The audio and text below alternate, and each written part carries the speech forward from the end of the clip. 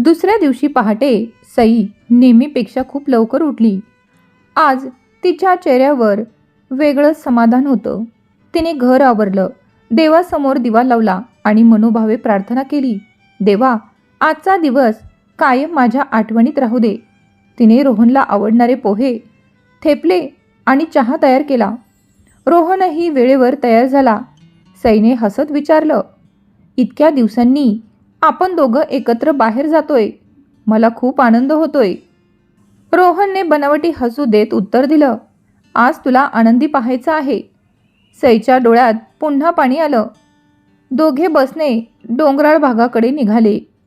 प्रवासभर सई खिडकीतून बाहेरचं निसर्ग सौंदर्य पाहत होती. ती अधूनमधून रोहनशी बोलण्याचा प्रयत्न करत होती. आठवतंय, लग्नानंतर आपण कुठेच फिरायला गेलो नव्हतो. रोहन फक्त मान हलवत होता. त्याचं पूर्ण लक्ष मोबाईलवर होतं. सईला वाटलं, कदाचित व्यवसायाच्या कामाचा ताण असेल. तिने पुन्हा काही विचारलं नाही. दुसरीकडे समर्थ दुकानात काम करत असतानाच निलेशचा फोन आला. समर्थ, रोहन आणि सई सकाळी डोंगराच्या दिशेने गेलेत. समर्थ दचकला. तुला खात्री आहे? हो, मी स्वतः बसस्थानकावर पाहिलं. समर्थच्या मनात कालचा संदेश आणि रोहनचं वागणं एकत्र जुळू लागलं. तो काही क्षणही न दवडता मोटरसायकलवर निघाला. देवा, माझा संशय खोटा ठरू दे. सई आणि रोहन एका सुंदर डोंगर माथ्यावर पोहोचले. थंड वारा वाहत होता. आजूबाजूला फारशी माणसं नव्हती. सई आनंदाने म्हणाली, हे ठिकाण किती सुंदर आहे. रोहन म्हणाला, आणखी एक जागा दाखवतो. दोघे चालत पुढे गेले. रस्ता हळूहळू निर्मनुष होत गेला. सईने आजूबाजूला पाहिलं. इथे कोणीच दिसत नाही. रोहन शांतपणे म्हणाला, म्हणूनच तर तुला इथे आणलंय. हे वाक्य ऐकून सई क्षणभर थांबली. म्हणजे? रोहनने काही उत्तर दिलं नाही. त्याने खिशातून मोबाईल काढला आणि कोणाला तरी संदेश पाठवला. फक्त 2 शब्द, आलो आहे. काही क्षणात त्याच्या मोबाईलवर उत्तर आलं, मी तयार आहे. सईला काहीच समजत नव्हतं. ती फक्त रोहनकडे पाहत उभी होती. तिच्या मनात पहिल्यांदाच भीतीची हलकीशी लहर उठली. दूरवर समर्थची मोटरसायकल त्या रस्त्याकडे वेगाने धावत होती. त्याला अजून माहीत नव्हतं की तो काही मिनिटं उशिरा पोहोचणार होता आणि त्या काही मिनिटात सईचं संपूर्ण आयुष्य बदलून जाणार होतं. सई अजूनही रोहनकडे प्रश्नार्थक नजरेने पाहत उभी होती.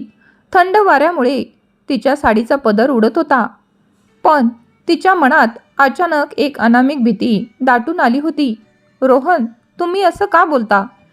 रोहन काही क्षण शांत राहिला. मग त्याने खिशातून एक लिफाफा काढला आणि सईच्या हातात ठेवला. हे वाच. सईने थरथरत्या हातांनी लिफाफा उघडला. कागदावर मोठ्या अक्षरात लिहिलं होतं, घटस्फोटासाठी अर्ज. सईच्या हातातून कागद खाली पडला. तिचा श्वास अडकला. हे काय आहे? रोहनचा आवाज आता पूर्ण थंड झाला होता. आपलं नातं इथेच संपलं. पण का? मी काय चूक केली? सईच्या डोळ्यातून अश्रू वाहू लागले. रोहनने तुच्छतेने हसला. चूक? तुझी चूक एवढीच की तू मला कधीच समजलीच नाहीस. मी तर तुमच्यासाठी बस. रोहन ओरडला. तुझ्या त्या त्यागाची गोष्ट मला ऐकायच्या नाहीत. मला हे आयुष्य नको आहे. मला मोठं जगायचं आहे. सई रडत म्हणाली. मग मी आणखी काम करेन, आणखी पैसे जमवेन, पण मला सोडून जाऊ नका. हे ऐकूनही रोहनच्या मनात दया आली नाही. तो थंडपणे म्हणाला, मला तुझी गरज नाही. आणि पुढच्या क्षणी त्याने मोबाईलमध्ये एक फोटो उघडून तिच्यासमोर धरला. त्या फोटोत तो आणि रिया एकमेकांच्या खूप जवळ उभे होते. सईच्या डोळ्यासमोर अंधार पसरला. ही कोण? रिया, जिच्यावर मी प्रेम करतो. सईचा संपूर्ण संसार एका क्षणात कोसळला. तिला अचानक समर्थचे शब्द आठवले. प्रत्येक माणूस दिसतो तसा असतोच असं नाही. ती थरथरत म्हणाली, म्हणजे इतके दिवस? हो, आणि तुझ्याकडून घेतलेले पैसे ते माझ्या व्यवसायासाठी नव्हते. सईने अविश्वासाने त्याच्याकडे पाहिलं. रोहन म्हणाला, ते पैसे मी रियासाठी खर्च केले. हे ऐकताच सईच्या पायाखालची जमीन सरकली. तिला तिचे विकलेले दागिने आठवले, काढलेलं कर्ज आठवलं, दिवस रात्र केलेले कष्ट आठवले आणि त्या प्रत्येक कष्टावर उभा असलेलं तिचं प्रेम आठवलं. ती रडत म्हणाली, मी तुमच्यावर इतकं प्रेम केलं. रोहनने तोंड वळवलं, पण मला तुझ्यावर कधी प्रेम नव्हतं. हे वाक्य ऐकून सई पूर्णपणे तुटून गेली. रोहनने घटस्फोटाचे कागद तिच्या हातात दिले. सही कर. सईने अश्रूंनी भरलेल्या डोळ्यांनी त्यांच्याकडे पाहिलं. एकदाच सांगा, मी कमी कुठे पडले? रोहन काही बोलला नाही. तो मागे वळाला आणि चालू लागला. सई त्याच्या मागे धावत म्हणाली, रोहन, मला एकटं सोडू नका. पण त्याने मागे वळूनही पाहिलं नाही. काही क्षणात त्याची आकृती त्या निर्मानुष रस्त्यावरून दूर निघून गेली. सई रस्त्याच्या कडेला कोसळली. तिच्या हातात घटस्फोटाचे कागद होते आणि डोळ्यांसमोर तुटलेलं आयुष्य. तेवढ्यात दूरवर मोटरसायकलचा आवाज ऐकू आला. तो होता समर्थ. पण त्याने जे दृश्य पाहिलं ते पाहून त्याच्या अंगावर काटा आला. रस्त्याच्या कडेला बसलेली सई, हातात कागद आणि डोळ्यात संपलेलं जग. निर्जन रस्त्यावर समर्थने सईला हळूच उभा केलं. तिच्या डोळ्यातून अश्रू थांबत नव्हते. हातात घटस्फोटाचे कागद, मनात हजारो प्रश्न आणि ओठांवर फक्त एकच नाव, रोहन. समर्थ शांतपणे म्हणाला, चल सई, इथून निघूया. सईने काहीच उत्तर दिलं नाही. तिला जिथे रोहन सोडून गेला होता तिथेच बराच वेळ उभी राहिली. जणू अजूनही तो मागे वळून येईल आणि म्हणेल, सई, मी फक्त तुझी परीक्षा घेत होतो. पण तसं काहीच झालं नाही. समर्थ तिला शारदा आजींच्या घरी घेऊन गेला. आजीने सईला पाणी दिलं, पण सईने ग्लासालाही हात लावला नाही. रात्रभर ती खिडकीत बसून बाहेर पाहत होती. तिच्या डोळ्यात झोप नव्हती, फक्त आठवणी होत्या. पहाटे सईने तिची छोटी बॅग उघडली. त्यातून एक जुनी डायरी बाहेर काढली. त्या डायरीच्या शेवटच्या पानावर एक तारीख गोल करून ठेवली होती, 15 जुलै. ती तारीख पाहताच तिचे डोळे पुन्हा भरून आले. समर्थने विचारलं, ही कोणती तारीख आहे? सईने डायरी अलगद बंद केली. माझ्या आयुष्यातला सर्वात महत्त्वाचा दिवस. काय होणार होतं त्या दिवशी? सई काही क्षण शांत राहिली. मग हळू आवाजात म्हणाली, त्या दिवशी मी रोहनला माझ्या आयुष्याबद्दल एक मोठं सत्य सांगणार होते. समर्थ आश्चर्याने तिच्याकडे पाहू लागला. कसलं सत्य? सईने मान खाली घातली. आत्ता नाही, एक दिवस नक्की सांगेन. त्याचवेळी शहराच्या दुसऱ्या टोकाला एक प्रशस्त कार्यालयात सुमारे 60 वर्षांचे गणपत काका खुर्चीत बसले होते. त्यांच्या टेबलवर एक कॅलेंडर होतं. त्यांनी 15 जुलैच्या तारखेकडे पाहिलं. तेवढ्यात त्यांचा फोन वाजला. नमस्कार काका. समोरून वकिलांचा आवाज होता. सर, करारानुसार आता फक्त 5 दिवस बाकी आहेत. गणपत काका शांतपणे म्हणाले, मला माहिती आहे. मॅडमनी काही संपर्क केला का? नाही. मग पुढे काय? गणपत काका काही क्षण विचारात पडले. मग म्हणाले, निर्णय सईचाच असेल. ती आनंदी असेल तर आपण तिच्या निर्णयाचा आदर करू. फोन कट झाला. गणपत काकांनी खिडकीतून बाहेर पाहिलं. त्यांच्या चेहऱ्यावर काळजी होती, पण घाई नव्हती, कारण हा सईचाच निर्णय होता. दुसरीकडे रोहन आणि रिया एका कॅफेमध्ये बसले होते. रिया म्हणाली, आता पुढे काय? रोहन हसला, थोडे दिवस शांत राहू. का? घटस्फोटाची प्रक्रिया पूर्ण होऊ दे. आणि पैसे? रोहन म्हणाला, माझ्याकडे फारसे पैसे नाहीत. मग? एक मोठा व्यवहार होणार आहे, तो झाला की सगळं बदलेल. रोहन पुन्हा एकदा खोटं बोलत होता, कारण त्याच्याकडे ना व्यवसाय होता ना मोठा व्यवहार. तो फक्त रियालाही खोट्या स्वप्नांमध्ये ठेवत होता. रात्र झाली. सई पुन्हा तिची डायरी उघडून बसली. तिने त्या तारखेखाली एक वाक्य लिहिलं, रोहन, मला वाटलं होतं की या दिवशी तुझ्या हातात माझे हात देऊन मी माझं खरं आयुष्य तुला दाखवेन, पण नियतीने माझ्या आधीच तुझा खरा चेहरा मला दाखवला. तिच्या डोळ्यातून एक अश्रू डायरीवर पडला आणि ते पान ओलं झालं. सकाळचे 7 वाजले होते. शारदा आजी अंगणात तुळशीला पाणी घालत होत्या. सई मात्र शांतपणे एका बाकावर बसली होती. तिच्या हातात ती जुनी डायरी होती. तिने पुन्हा 15 जुलै या तारखेकडे पाहत होती. समर्थने हे पाहिलं. तो तिच्याजवळ येऊन बसला. सई, एक विचारू? सईने मान हलवली. तू त्या तारखेकडे इतके का पाहतेस? सई काही क्षण शांत राहिली. मग मंद आवाजात म्हणाली, कारण त्या दिवशी माझं आयुष्य बदलणार होतं. म्हणजे? त्या दिवशी मी रोहनला एक असं सत्य सांगणार होते जे त्याच्यापासून मी पूर्ण 1 वर्ष लपवलं होतं. समर्थच्या चेहऱ्यावर आश्चर्य उमटलं. 1 वर्ष? सईने होकारार्थी मान हलवली. हो, पूर्ण 1 वर्ष. काही क्षणात शांतता पसरली. समर्थने पुन्हा विचारलं, तू एवढं मोठं सत्य का लपवलंस? सईने दूर आकाशाकडे पाहिलं. कारण मला जाणून घ्यायचं होतं, एखादा माणूस माझ्यावर प्रेम करतो की माझ्याकडे असणाऱ्या गोष्टींवर.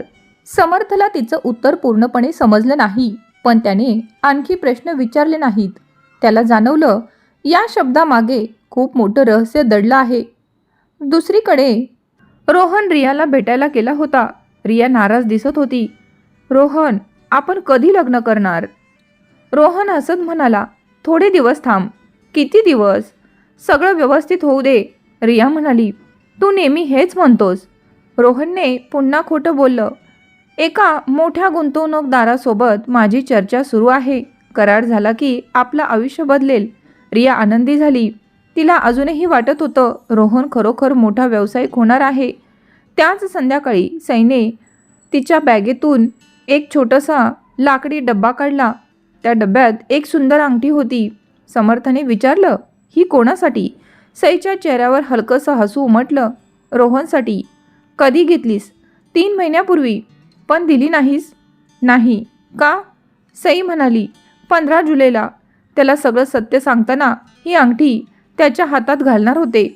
हे बोलताना तिचा आवाज पुन्हा भरून आला. पण ती पुढे काही बोलू शकली नाही.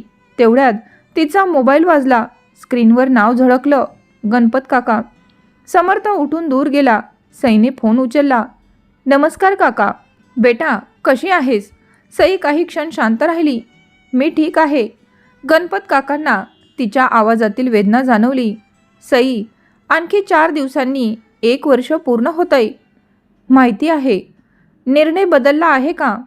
सईने डोळे मिटले. तिच्या डोळ्यांसमोर रोहनचा चेहरा तरळला. निर्जन रस्ता आणि हातातले घटस्फोटाचे कागद. तिने थरथरत्या आवाजात उत्तर दिलं, हो काका, निर्णय बदलला आहे. फोनच्या दुसऱ्या बाजूला काही क्षण शांतता पसरली. गणपत काका फक्त एवढंच म्हणाले, ठीक आहे बेटा, उद्या आपण भेटू. सईने होकार दिला आणि फोन ठेवला. समर्थने दुरून तिच्या डोळ्यातलं दुःख पाहिलं. त्याला काहीच समजत नव्हतं, पण एवढं मात्र नक्की कळलं होतं, सईचं आयुष्य त्याने कल्पना केली होती त्यापेक्षा खूप मोठं आणि खूप गूढ होतं. दुसऱ्या दिवशी सकाळी समर्थ शारदा आजींच्या घरी आला. त्याच्या हातात नाश्त्याची पिशवी होती. आजी, सई उठली का? शारदा आजी हसत म्हणाल्या, हो, अंगणात बसली आहे. समर्थ अंगणात गेला. सई शांतपणे आकाशाकडे पाहत बसली होती. तिच्या चेहऱ्यावर अजूनही दुःख होतं, पण आता डोळ्यात अश्रू नव्हते. समर्थ तिच्या शेजारी जाऊन बसला. काही क्षण दोघांमध्ये शांतता होती. मग समर्थ म्हणाला, सई, एक गोष्ट सांगू? सईने हलकंसं हसत मान हलवली. सांग. समर्थने दीर्घ श्वास घेतला. आज मी जे सांगणार आहे ते मी अनेक वर्षापासून मनात दडवून ठेवलं आहे. सई त्याच्याकडे पाहू लागली. आपण कॉलेजमध्ये होतो त्या दिवसापासून मला तू आवडायचीस. सईच्या चेहऱ्यावरचं आश्चर्य उमटलं. समर्थ पुढे म्हणाला, तुझं हसणं, तुझा साधेपणा, दुसऱ्यांसाठी जगण्याची तुझी सवय, यामुळे मी नकळत तुझ्या प्रेमात पडलो. पण मी कधी तुला सांगितलं नाही. सई शांतपणे ऐकत होती. मला समजलं होतं तुझं मन रोहनमध्ये आहे, म्हणून मी माझं प्रेम माझ्यापुरतंच ठेवलं. तुझं लग्न झालं त्या दिवशी मी स्वतःला एक वचन दिलं होतं. सईने विचारलं, कोणतं वचन? समर्थ हसला. तुझ्या संसारात मी कधीच सावलीसुद्धा होणार नाही, म्हणून मी तुझ्यापासून दूर गेलो. समर्थच्या डोळ्यात पाणी आलं. पण त्या दिवशी जेव्हा मी तुला त्या निर्जन रस्त्यावर एकटी बसलेली पाहिलं, तेव्हा मला वाटलं देवाने मला पुन्हा एकदा तुझ्या आयुष्यात पाठवलं आहे. सईच्या डोळ्यातही पाणी आलं. समर्थ लगेच म्हणाला, सई, माझं बोलणं चुकीचं समजू नकोस. मी आज तुला लग्नासाठी विचारायला आलेलो नाही. मी तुझ्याकडून कोणतंही उत्तर मागत नाही, तुझ्यावर कोणताही हक्क सांगत नाही. मला फक्त इतकंच सांगायचं होतं की या जगात एक माणूस असा आहे जो तुझ्यावर तुझ्या मनासाठी प्रेम करतो, तुझ्या सौंदर्यासाठी नाही, तुझ्या पैशांसाठी नाही, तुझ्या नावासाठी नाही, फक्त तुझ्यासाठी. सईच्या डोळ्यातून पुन्हा अश्रू वाहू लागले. ती म्हणाली, समर्थ, तू इतकी वर्ष हे मनात ठेवून जगलास? हो. का? समर्थ हलकंसं हसला. कारण प्रेम मिळवायचं नसतं, ते जपायचं असतं. सईने शांतपणे उत्तर दिलं, समर्थ, माझ्या मनात आजही रोहनच्या आठवणी आहेत आणि आज मी कोणालाच काही देऊ शकत नाही. समर्थने लगेच मान हलवली. मला तुझ्याकडून काहीच नको आहे. फक्त एक वचन दे. कोणतं? स्वतःला कधीच एकटं समजू नकोस. मित्र म्हणून मी कायम तुझ्यासोबत असेन. सईने डोळे पुसले आणि अनेक दिवसांनी पहिल्यांदा मनापासून हसली. धन्यवाद मित्रा. त्याचवेळी थोड्या अंतरावर उभ्या असलेल्या शारदा आजींच्या चेहऱ्यावर समाधानाचं हसू होतं. त्या मनात म्हणाल्या, देवा, एका मुलाने प्रेमात फसवलं, पण दुसऱ्या मुलाने प्रेमाचा खरा अर्थ शिकवला. दुसरीकडे रोहन आणि रिया लग्नाची तारीख ठरवत होते. रोहन आत्मविश्वासाने म्हणाला, आता मागे वळून पाहायचं नाही. पण त्याला माहीत नव्हतं, नियतीने त्याच्यासाठी अजून एक मोठा हिशोब बाकी ठेवला होता. दुसऱ्या दिवशी सकाळी समर्थ नेहमीप्रमाणे शारदा आजींच्या घरी आला. तेवढ्यात घरासमोर एक साधी पांढरी कार येऊन थांबली. गाडीतून 60 वर्षांचे एक गृहस्थ खाली उतरले. साधा पांढरा शर्ट, डोळ्यांवर चष्मा आणि चेहऱ्यावर आपुलकी. समर्थने पुढे जाऊन विचारलं, कोण पाहिजे? ते हसून म्हणाले, सई आहे का? तेवढ्यात सई घराबाहेर आली. त्या गृहस्थांना पाहताच ती काही क्षण स्तब्ध उभी राहिली. तिच्या डोळ्यात पाणी आलं. गणपत काका. गणपत काकांनी तिच्या डोक्यावर प्रेमाने हात ठेवला. कशी आहेस बेटा? हे दृश्य पाहून समर्थ आश्चर्यचकित झाला. शारदा आजींनी सर्वांना घरात बसवलं. काही वेळ सामान्य गप्पा झाल्या. मग सई म्हणाली, काका, आपण आतल्या खोलीत बोलूया. दोघे आत गेले. समर्थ बाहेरच थांबला. खोलीत काही क्षण शांतता होती. गणपत काका सईकडे पाहत म्हणाले, बेटा, तुझा चेहरा सगळं सांगतो आहे. सईच्या डोळ्यात पुन्हा अश्रू आले. काका, मी हरले. नाही बेटा, तू हरली नाहीस. तुला फक्त माणसांची ओळख झाली. सई रडत म्हणाली, मी त्याच्यावर मनापासून प्रेम केलं. मला वाटलं होतं 15 जुलैला त्याला सगळं सांगीन, पण त्याने त्याआधीच माझं आयुष्य मोडलं. गणपत काका शांतपणे ऐकत होते. ते म्हणाले, तुझ्या बाबांनी मला एक गोष्ट सांगितली होती. कोणती? जर माझी मुलगी कधी दुःखी झाली तर तिला सांगा, ती हरलेली नाही. खरं प्रेम हरत नाही. फक्त चुकीची माणसं दूर जातात. हे ऐकताच सईला तिच्या वडिलांची आठवण झाली. ती अश्रूंना आवरू शकली नाही. काही वेळाने गणपत काका खिशातून एक लिफाफा बाहेर काढला. हे तुझ्यासाठी. सईने लिफाफा उघडला. त्यात फक्त एकच ओळ लिहिलेली होती, निर्णय तुझा असेल. आम्ही कायम तुझ्यासोबत आहोत. हे वाचून सईच्या चेहऱ्यावर अनेक दिवसांनी हलकंसं हसू उमटलं. ती म्हणाली, काका, अजून एक विनंती आहे. बोल बेटा. कृपया माझ्याबद्दलचं खरं सत्य अजून कोणालाही सांगू नका, विशेषतः समर्थला. गणपत काका हसले. का? सई शांतपणे म्हणाली, कारण मला खात्री करून घ्यायची आहे, या जगात अजूनही अशी माणसं आहेत का जी माझ्यावर माझ्यासाठी प्रेम करतात. गणपत काकांनी तिच्याकडे अभिमानानं पाहिलं. ठीक आहे, जोपर्यंत तू सांगत नाहीस तोपर्यंत हे रहस्य आपल्या दोघांमध्येच राहील. बाहेर समर्थ खिडकीजवळ उभा होता. त्याला आतलं काही ऐकू येत नव्हतं, पण त्याने एक गोष्ट पाहिली. गणपत काका सईचा निरोप घेताना आदराने हात जोडत होते. हे पाहून समर्थच्या मनात प्रश्न निर्माण झाला. हे फक्त काका भाजीचं नातं आहे की यामागे अजून काही रहस्य दडलं आहे? दुसरीकडे रोहन रियाला म्हणत होता, फक्त काही दिवस, मग आपण नव्या आयुष्याची सुरुवात करू. रिया आनंदाने हसली. दोघांनाही कल्पना नव्हती की नियतीने त्यांच्यासाठी असा धक्का तयार ठेवला आहे जो त्यांच्या आयुष्याचा मार्ग कायमचा बदलून टाकणार होता. गणपत काका निघून गेल्यानंतर सई बराच वेळ शांत बसली होती. समर्थने तिच्याकडे पाहिलं. आज तिच्या चेहऱ्यावर दुःख होतं, पण त्याचसोबत एक वेगळाच आत्मविश्वासही दिसत होता. समर्थ हळूच म्हणाला, सई, सगळं ठीक आहे ना? सई हलकसं हसली. हो, आता मला माझा पुढचा मार्ग दिसतोय. म्हणजे आयुष्य संपवायचं नाही, पुन्हा नव्याने जगायचं. हे ऐकून समर्थाच्या चेहऱ्यावर समाधान उमटलं. दुसऱ्या दिवशी सई पुस्तकांच्या दुकानात काम करत होती. तेवढ्यात तिचा मोबाईल वाजला. फोन गणपत काकांचा होता. बेटा, वेळ आली आहे. कशाची काका? तुझ्या बाबांच्या इच्छापत्रानुसार 1 वर्षाची मुदत उद्या संपते. सई काही क्षण शांत राहिली. तिच्या डोळ्यासमोर रोहनसोबत घालवलेला प्रत्येक क्षण तरळून गेला. तिने हळू आवाजात विचारलं, जर मी परत आले तर सगळं पूर्वीसारखं होईल का? गणपत काका म्हणाले, नाही बेटा. का? कारण गेलं वर्ष तुला बदलून गेलं आहे आणि कदाचित तुझ्या आयुष्याचं खरं ध्येयही बदललेलं आहे. फोन कट झाला. त्या रात्री सईने तीच जुनी डायरी उघडली. पहिल्या पानावर तिने एक वाक्य लिहिलं होतं, मी माझी ओळख लपवत आहे कारण मला संपत्तीवर नाही, माझ्यावर प्रेम करणारा माणूस हवा आहे. हे वाक्य वाचून तिच्या डोळ्यात पाणी आलं. ती स्वतःशीच म्हणाली, मी हरले नाही, मी फक्त चुकीच्या माणसांवर विश्वास ठेवला. तिने डायरी बंद केली आणि मनात एक निर्णय घेतला. दुसरीकडे रोहन आणि रिया लग्नाच्या खरेदीसाठी बाजारात गेले होते. रिया एका महागड्या लेहंग्याकडे पाहत म्हणाली, हा मला खूप आवडला. रोहनने किंमत पाहिली. ती त्याच्या अपेक्षापेक्षा खूप जास्त होती. क्षणभर तो गोंधळला. रिया म्हणाली, काय झालं? रोहन लगेच हसत म्हणाला, काही नाही, कार्डची लिमिट संपली आहे, उद्या पैसे भरतो. रिया त्याच्यावर विश्वास ठेवून शांत झाली. पण दुकानाबाहेर पडताच रोहनने एका मित्राला फोन केला, विक्रम, थोडे पैसे हवेत, पुन्हा शेवटची वेळ आहे. मित्र नाराज झाला, रोहन, तू सगळ्यांकडून उधार घेतलंस, परत कधी करणार? रोहन म्हणाला, लग्न झालं की सगळं ठीक होईल. तो पुन्हा खोटंच बोलत होता.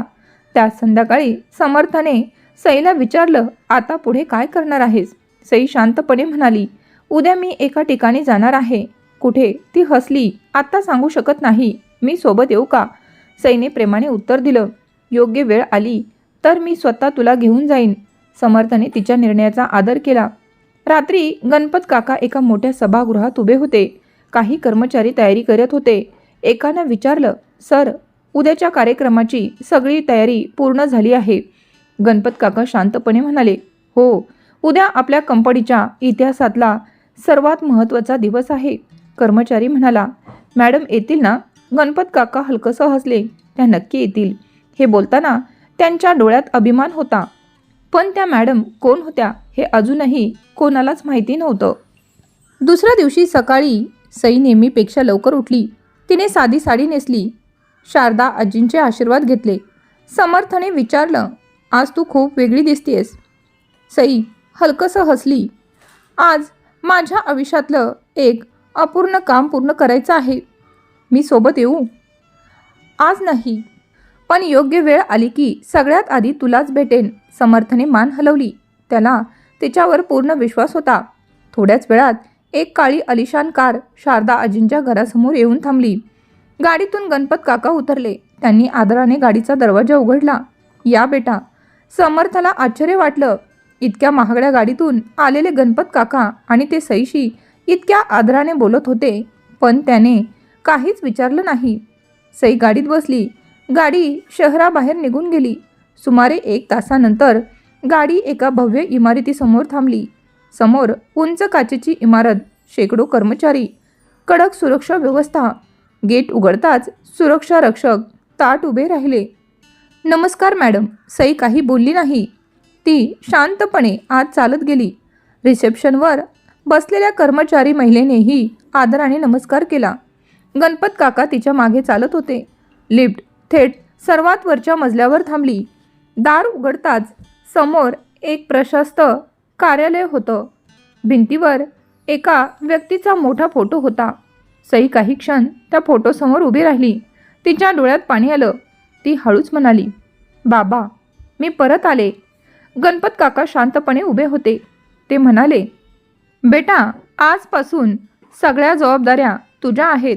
सईने उत्तर दिलं, जबाबदाऱ्या स्वीकारेन, पण आधी एक अपूर्ण हिशोब पूर्ण करायचा आहे.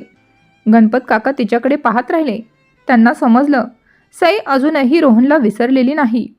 त्याचवेळी दुसऱ्या बाजूला रोहन आणि रिया त्यांच्या लग्नाच्या पत्रिका छापत होते. रोहन हसत म्हणाला, आता आपल्या आयुष्यात फक्त आनंद आहे.